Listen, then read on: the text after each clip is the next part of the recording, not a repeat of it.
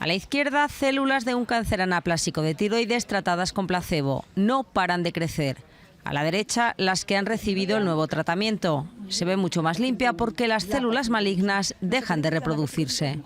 Hemos detectado una expresión diferencial de una proteína, hemos visto que es un talón de Aquiles para el tumor y que podemos intervenir sobre los niveles de esa proteína, logrando no solo en cultivos celulares, sino también in vivo en ratones.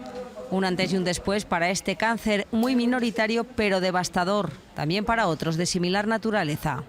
Nosotros lo que hicimos fue seleccionar células representativas de 3 de esos tipos: carcinoma anaplásico de pulmón, carcinoma anaplásico de estómago y carcinoma anaplásico de páncreas. Y los probamos también y funciona. En el estudio ha participado la bioinformática aragonesa Rebeca Sanz. Analizó miles de datos para conocer mejor el tratamiento. Querían saber por qué funcionaba tan bien, si también alteraba células normales que no fueran las anaplásicas de tiroides, y tenían varias hipótesis de por qué pasaba esto. Y nuestro papel fue descartar una de estas hipótesis. El equipo confía en que este primer paso sirva para encontrar expertos que desarrollen esta terapia en un futuro medicamento.